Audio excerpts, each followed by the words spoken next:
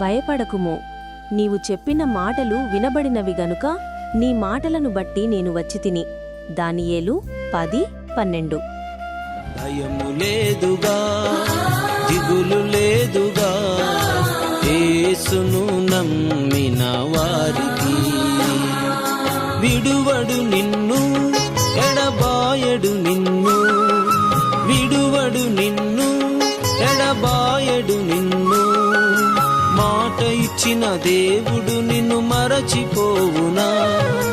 మాట ఇచ్చిన దేవుడు నిన్ను మరచిపోవునా?